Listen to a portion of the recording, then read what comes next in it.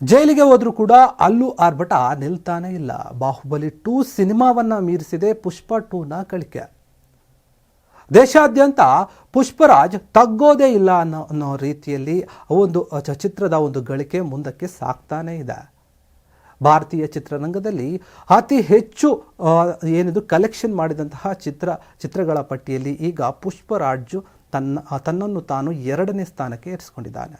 ಹೌದು, ಪುಷ್ಪ 2 ಸಿನಿಮಾ ಸಾಕಷ್ಟು ಈಗಾಗಲೇ ಗಳಿಕೆಯನ್ನು ಗಳಿಸ್ತಾ ಇದೆ. ಆದರೆ ಇದು ಬಿಡುಗಡೆಯಾದಂತಹ ಸಂದರ್ಭದಿಂದಲೂ ಕೂಡ ಸಾಕಷ್ಟು ವಿವಾದಗಳನ್ನು ಮೈಮೇಲೆ ಎಳೆದುಕೊಂಡು ಬಂದರೂ ಕೂಡ ಈ ದೊಡ್ಡ ಮಟ್ಟದಲ್ಲಿ ಯಶಸ್ಸನ್ನು ಕಾಣ್ತಾ ಇದೆ ಅಂತಂದರೆ ಅದು ಸಾಕಷ್ಟು ಉತ್ತಮವಾದ ಬೆಳವಣಿಗೆ ಅಂತ ಚಿತ್ರತಂಡವೇ ಹೇಳ್ಕೊಂಡಿರೋದು. ಯಾಕಂತಂದರೆ ನೀವು ಗಮನಿಸಬೇಕು, ಡಿಸೆಂಬರ್ 5ನೇ ತಾರೀಕು ಈ ಒಂದು ಚಿತ್ರ ಬಿಡುಗಡೆ ಆಗಿತ್ತು. ದೇಶಾದ್ಯಂತ ಅಲ್ಲದೆ ವಿದೇಶದಲ್ಲಿಯೂ ಕೂಡ ಈ ಚಿತ್ರ ಬಿಡುಗಡೆಯಾಗಿ ಎಲ್ಲ ಕಡೆಯೂ ಕೂಡ ಹೌಸ್ಫುಲ್ ಆಗಿ ಚಿತ್ರ ಉತ್ತಮವಾದ ಪ್ರದರ್ಶನವನ್ನು ಕಾಣುತ್ತೆ. ಆದರೆ ಅದೇ ಸಂದರ್ಭದಲ್ಲಿ ಏನಾಗುತ್ತೆ ಅಂತಂದರೆ ಹೈದರಾಬಾದ್ನ ಒಂದು ಸಂಧ್ಯಾ ಥಿಯೇಟರ್ನಲ್ಲಿ ಒಂದು ಘಟನೆ ನಡೆಯುತ್ತೆ. ಅಲ್ಲಿ ಪ್ರೀಮಿಯರ್ ಶೋ ಅಳವಡಿಕೆ ಮಾಡಿದಂತಹ ಸಂದರ್ಭದಲ್ಲಿ ಸಾಕಷ್ಟು ಜನ ಸೇರಿರ್ತಾರೆ. ಅದೇ ಸಮಯದಲ್ಲಿ ಅಲ್ಲು ಅರ್ಜುನ್ ಅವರು ಕೂಡ ಆ ಥಿಯೇಟರ್ನ ಬಳಿಗೆ ಆಗಮಿಸ್ತಾರೆ. ಆ ಸಂದರ್ಭದಲ್ಲಿ ಸಾಕಷ್ಟು ಅಭಿಮಾನಿಗಳು ಅವರನ್ನು ನೋಡೋಕೆ ಮುಂದಾಗ್ತಾರೆ. ಆ ಸಮಯದಲ್ಲಿ ಕಾಲು ತುಳಿತಕ್ಕೆ ಒಳಗಾಗಿ ಒಬ್ಬ ರೇವತಿ ಎನ್ನುವಂತಹ ಮಹಿಳೆ ಸಾವನ್ನಪ್ತಾಳೆ. ಅದರ ಜೊತೆಗೆ ಆಕೆಯ ಮಗ ಕೂಡ ಗಂಭೀರವಾಗಿ ಗಾಯಗೊಳ್ತಾನೆ.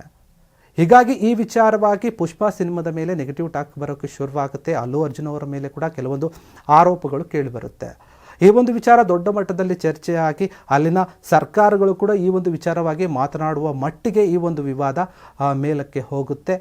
ಆದರೂ ಕೂಡ ಈ ಒಂದು ಪುಷ್ಪ ಸಿನಿಮಾದ ಗಳಿಕೆಯನ್ನು ಯಾರೂ ಕೂಡ ತಡೆಯೋಕ್ಕೆ ಸಾಧ್ಯ ಇಲ್ಲ ಎಂಬಂತೆ ಈಗ ಪುಷ್ಪ 2 ಸಿನಿಮಾ 1831 ಕೋಟಿ ರೂಪಾಯಿಯನ್ನು ಗಳಿಕೆ ಮಾಡಿದೆಯಂತೆ. ಇದರ ಒಂದು ಮಾಹಿತಿಯನ್ನು ಅಧಿಕೃತವಾಗಿ ಚಿತ್ರತಂಡವೇ ಹೇಳಿಕೊಂಡಿರುವಂಥದ್ದು. ಹೀಗಾಗಿ ಭಾರತೀಯ ಚಿತ್ರರಂಗದಲ್ಲಿ ಏನಾಗಿದೆ ಅಂದರೆ ಅತಿ ಹೆಚ್ಚು ಗಳಿಕೆ ಕಂಡಂತಹ ಸಿನಿಮಾದಲ್ಲಿ ಈಗ ಪುಷ್ಪ 2 ಸಿನಿಮಾ 2ನೇ ಸ್ಥಾನದಲ್ಲಿದೆ. ನೀವು ಗಮನಿಸಬೇಕು, ಅತಿ ಹೆಚ್ಚು ಗಳಿಕೆ ಮಾಡಿದಂತಹ ಒಂದು ಪಟ್ಟಿಯಲ್ಲಿ 1ನೇ ಸ್ಥಾನದಲ್ಲಿರುವಂಥದ್ದು ದಂಗಲ್ ಸಿನಿಮಾ. ಅಮೀರ್ ಖಾನ್ ನಟನೆಯ ದಂಗಲ್ ಸಿನಿಮಾ ಏನಿದೆ 1914 ಕೋಟಿ ರೂಪಾಯಿಯನ್ನು ಗಳಿಸಿ 1ನೇ ಸ್ಥಾನದಲ್ಲಿದ್ದರೆ ಈಗ 1831 ಕೋಟಿ ಗಳಿಸಿ ಪುಷ್ಪ 2 2ನೇ ಸ್ಥಾನಕ್ಕಿದೆ. ಈ ಹಿಂದೆ 2ನೇ ಸ್ಥಾನದಲ್ಲಿದ್ದಂತಹ ಬಾಹುಬಲಿ 2 ಸಿನಿಮಾ ಈಗ 3ನೇ ಸ್ಥಾನಕ್ಕೆ ಹಿಡಿದಿರುವಂಥದ್ದು. ಬಾಹುಬಲಿ 2 ಸಿನಿಮಾ ಕೂಡ ಏನಾಗಿತ್ತು ಅಂತಂದರೆ 1800 ಕೋಟಿ ರೂಪಾಯಿಯನ್ನು ಗಳಿಸಿತ್ತು. ಹೀಗಾಗಿ ಈ ಒಂದು ಭಾರತೀಯ ಚಿತ್ರರಂಗ ಈ ರೀತಿಯಾದಂತಹ ಒಂದು ಬೆಳವಣಿಗೆ ಏನಿದೆ ಸಾಕಷ್ಟು ಮಟ್ಟದಲ್ಲಿ ಉತ್ತಮವಾಗಿದೆ. ನಮ್ಮ ತೆಲುಗು ಒಂದು ಚಿತ್ರರಂಗದಲ್ಲಿ ಈ ಪುಷ್ಪ 2 ಸಿನಿಮಾ ನಮ್ಮ ಒಂದು ಹೆಗ್ಗಳಿಕೆಯನ್ನು ಜಾಸ್ತಿ ಮಾಡಿದೆ ಎನ್ನುವಂತಹ ಮಾತನ್ನು ಚಿತ್ರತಂಡ ಹೇಳ್ಕೊಳ್ತಾ ಇದೆ. ಇನ್ನು ಸ್ವತಃ ಅಲ್ಲು ಅರ್ಜುನ್ ಅವರ ಒಂದು ಅಭಿಮಾನಿಗಳು ಏನಿದ್ದಾರೆ ಅವರು ಕೂಡ ನಮ್ಮ ಹೀರೋ ಮೇಲೆ ಯಾವುದೇ ರೀತಿಯಾದಂಥ ಒಂದು ಆಪಾದನೆಗಳು ಬಂದರೂ ಕೂಡ ನಮ್ಮ ಹೀರೋ ಸಿನಿಮಾ ಇಷ್ಟರ ಮಟ್ಟಿಗೆ ಉತ್ತಮವಾಗಿ ಪ್ರದರ್ಶನ ಕಾಣ್ತಾ ಇರೋದು ನಮ್ಮೆಲ್ಲರಿಗೂ ಖುಷಿ ಎನ್ನುವಂಥ ಮಾತನ್ನು ಅಲ್ಲಿನ ಅಭಿಮಾನಿಗಳು ಕೂಡ ಹೇಳ್ತಿದ್ದಾರೆ. ಆದರೆ ಈ ಒಂದು ಸಿನಿಮಾದ ಯಶಸ್ಸನ್ನು ಅಂದರೆ ಸಂಪೂರ್ಣವಾಗಿ ಅನುಭವಿಸೋಕೆ ಎಲ್ಲೋ ಅಲ್ಲು ಅರ್ಜುನ್ಗೆ ಸ್ವಲ್ಪ ಅಡೆತಡೆ ಉಂಟಾಯ್ತೇನೋ ಅನ್ನುವಂತಹ ಮಾತು ಕೂಡ ಕೇಳಿಬಂದು. ಯಾಕಂದರೆ ಈ ವಿವಾದ ನಡೆದಂತಹ ಸಂದರ್ಭದಲ್ಲಿ ಅಲ್ಲು ಅರ್ಜುನ್ ಅವರು ಈ ಒಂದು ಸಿನಿಮಾದ ಯಶಸ್ಸನ್ನು ಸಂಪೂರ್ಣವಾಗಿ ಆನಂದದಿಂದ ಅನುಭವಿಸೋಕ್ಕೆ ಸಾಧ್ಯವಾಗಲಿಲ್ಲ. ಯಾಕಂದರೆ ಕೋರ್ಟು ಮತ್ತು ಪೊಲೀಸ್ ಸ್ಟೇಷನ್ಗಳಿಗೆ ಮತ್ತು ಕೋರ್ಟ್ಗೆ ಅಲಿಯುವಂತಹ ಕೆಲಸ ಆಯಿತು. ಯಾಕಂದರೆ ಈ ವಿಚಾರವಾಗಿ ಅವರನ್ನು ಪೊಲೀಸರು ಅವರ ಮನೆಯಿಂದಲೇ ಬಂಧಿಸಿ ಕರೆದುಕೊಂಡು ಹೋಗ್ತಾರೆ. ಆ ಸಂದರ್ಭದಲ್ಲಿ ಅವರು ಪೊಲೀಸ್ ಅವರ ಒಂದು ನಡೆಯ ಮೇಲೆ ಸ್ವಲ್ಪ ಅಸಮಾಧಾನವನ್ನು ಕೂಡ ವ್ಯಕ್ತಪಡಿಸ್ತಾರೆ. ಯಾಕಂತಂದರೆ ನನ್ನ ಮನೆಯಿಂದಲೇ ಅವರ ಒಂದು ಬೆಡ್ರೂಮ್ಗೆ ಹೋಗಿ ಅವರನ್ನು ಕರೆದುಕೊಂಡು ಬರಲಾಗುತ್ತೆ ಆ ಒಂದು ಸಮಯದಲ್ಲಿ, ದೂರನ್ನು ನೀಡಿದಂಥ ಸಂದರ್ಭದಲ್ಲಿ. ಯಾಕಂದರೆ ಒಂದು ಸಾವನ್ನಪ್ಪಿರುವಂತಹ ಮಹಿಳೆಯ ಒಂದು ಗಂಡ ಅವರು ದೂರನ್ನು ನೀಡಿದಾಗ ಅದರ ಅನ್ವಯ ಅವರು ಅಲ್ಲು ಅರ್ಜುನ್ ಅವರನ್ನು ಕರೆದುಕೊಂಡು ಬರ್ತಾರೆ. ಕರೆದುಕೊಂಡು ಬಂದರೆ ಅವರಿಗೆ ತಕ್ಷಣವೇ ಬೇಲ್ ಸಿಗುವಂಥ ಕೆಲಸ ಕೂಡ ಆಗುತ್ತೆ. ಆನಂತರ ಈ ಒಂದು ವಿಚಾರ ಇನ್ನೂ ದೊಡ್ಡ ಮಟ್ಟದಲ್ಲಿ ಹೋಗಿ ಕೆಲವೊಂದು ಕಿಡಿಗೇಡಿಗಳು ಅಲ್ಲು ಅರ್ಜುನ್ ಅವರ ಮನೆಯ ಹತ್ರ ಹೋಗಿ ದಾಳಿಯನ್ನು ಮಾಡ್ತಾರೆ, ಕಲ್ಲೆಸೆಯುವಂಥ ಕೆಲಸವನ್ನು ಮಾಡ್ತಾರೆ. ಆಗ ಇನ್ನೂ ಗಂಭೀರವಾಗ್ತಾ ಹೋಗುತ್ತೆ. ಎಲ್ಲೋ ಮತ್ತು ಅಲ್ಲು ಅರ್ಜುನ್ ಅವರು ಕೂಡ ಈ ಒಂದು ಘಟನೆಗೆ ಸಂಬಂಧಪಟ್ಟ ಪ್ರತಿಕ್ರಿಯೆಯನ್ನು ನೀಡ್ತಾರೆ.